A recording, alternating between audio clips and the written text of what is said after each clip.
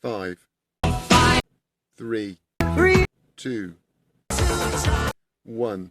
Hi everyone, Martin here. Welcome to the Inner Loop. I've watched quite a lot of woodworkers, and I noticed that certainly someone like Mark Dana, who's a pallet wood builder, tend to make slabs out of wood, out of pallet wood, and glue them up into big chunks. So they take the individual slats from the pallet, mill them to exactly the same size, and then glue them together. There's a huge advantage to the thickness of each slab being identical, which is that you take your slat, put them all together, and there won't be any joins between the layers because as you lay them down, they're always going to fit. I just had a couple of numbers in my head, like number 5, 3, and 2. If you think about 5 is 3 plus 2. So if you had a slat that was 5 centimetres, and a slat that was 2 centimetres, and a slat that was 3 centimetres, they would fit together. But unfortunately, slats aren't the same length. When they get cut off the pallet, or when they get milled down, they're different lengths. So if you have a 5 and a 3 and a 2, the 2 will, if say the 2 was shorter, there'll be a gap of 1 under the 3, if you're with me.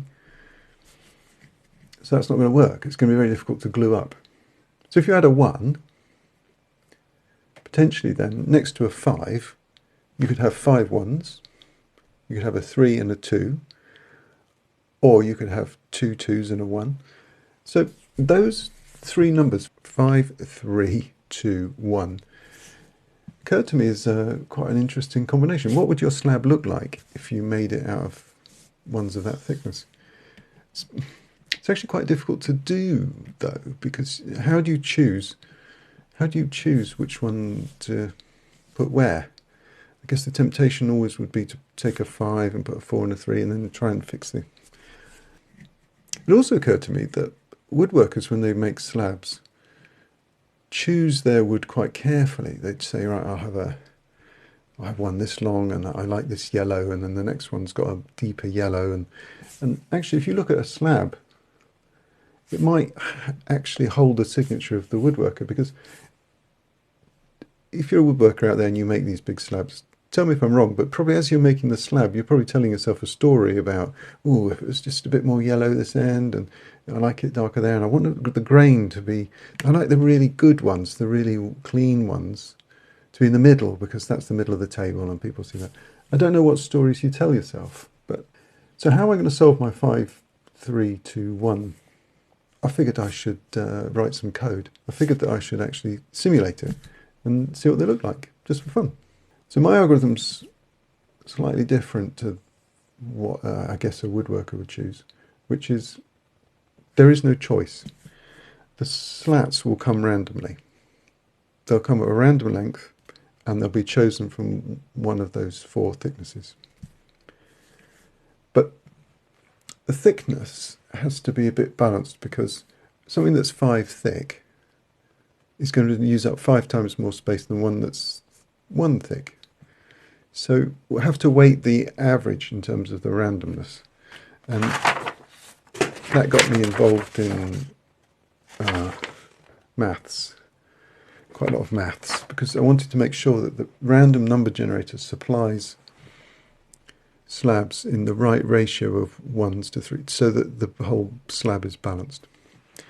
Second thing is, you can vary the length. So what I decided was to say the minimum length is 10 centimetres of all the slabs, and then I can change the length. It'll be random, but to a maximum. So we can say that the slabs can be 10, the basic 10 plus 1, or not. So we'll have slabs of 10, 11, 10 or 11, or we can go all the way up to, say, 1 metre 50. So we're just setting a ceiling on the random maximum. So here we've got something we can investigate. What we can investigate is, with my algorithm for laying out the slats, how much wasted space is there? So the wasted space comes obviously from the fact that there are different lengths and different thicknesses. But since I can measure the wasted space, we can see how well we do with different algorithms. My algorithm's quite simple. In fact, I've written two. We can see examples of them both. The first one says there's a supply of slats. That's it. There's no choice. You have a supply of slats. The first algorithm says place one on the left-hand side. The next one you roll along until there's a space. The next one you roll along until there's a space. The next one you roll along until there's a space. You roll along until there's a space. Till you get to the end of the line. If the last one is too long, you can't cut it, it's not allowed. You start again on the next line, and along you go, along you go. And if you get a shorter one amongst that, you might be able to stick it on the end. Then you go back. If it fitted there, fine. Otherwise, you're going along again now, filling up, filling up, filling up. So that's the basic algorithm, which is to go from left to right. Or go that way, right? Go that way, continuously go that way. But I think a lot of woodworkers might work that way. They start from one end to make a nice clean end on the slab. But what that I think ends up doing is creating some fairly evenly lengthed slats to start with, and then the slab will become more random. It's not so beautiful. So my second algorithm is to say you start here, go along there, and then you fill up from there. So you're actually going like this. And what you see with those slabs is the ends of both of them, of the pictures that you'll see, are actually much straighter. There's wasted space down each side rather than one side which is completely clean.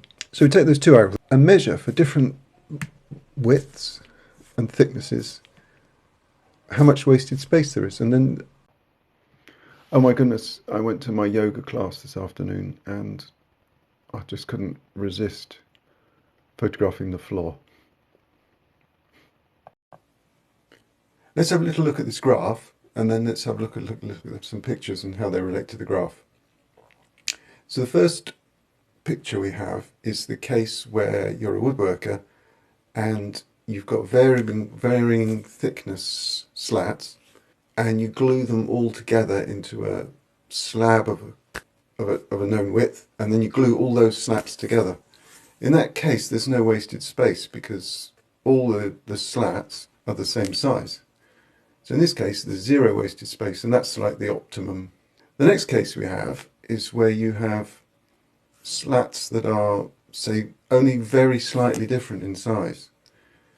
This actually creates a huge amount of wasted space, because if you've got slats of 10 and 11, it's going to create spaces potentially of like 9. And there's nothing to fit in a 9 because your slats are 10 onwards. Then as you go through, as your slats get sort of a medium kind of length, they all fit in reasonably well. You can always fit one somewhere. And then as the slats get long, they're going to be too long. And then actually, by my algorithm, you end up with sometimes no solution at all, because you've got a long slat and it just can't, there's nowhere for it to fit. There's a number of different cases on this graph. I tried my left and right algorithm, which is the blue line, with 1, 2, 3, 5. Then I tried just the right from the right side only, 1, 2, 3, 5. Then only using 1, 3 and 5. And then using 1 and 5. And then using 1 and 2. 1 and 2 comes out at the top there. 1, 3, 5 is actually the worst. And 1 and 2 is actually better. So, but surprisingly, there are some peaks in these graphs where some of the layouts, due to just sheer luck, have actually worked out really well. Okay, so this was the graph that I wanted to make, and really the whole purpose of this video.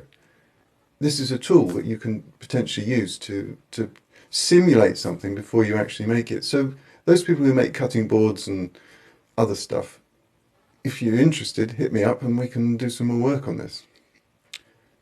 What follows is a few kind of other random bits of fun, where we take this into the world of making a bit of art. Some of these I'm actually reminded of Jesper and his pallet wood wall. The idea of 1-3-5 would actually be more appropriate to a pallet slat or a piece of wood that was flat rather than on its side, which is, I think, is what is actually used for slabs. Because for slabs, you've got actually only the thickness of the slat, which is... Please do check out Mark Dana, and do check out Jesper, because they're both fascinating woodworkers. I've been Martin. This was The Inner Loop. Thank you very much for watching, and I'll see you next time.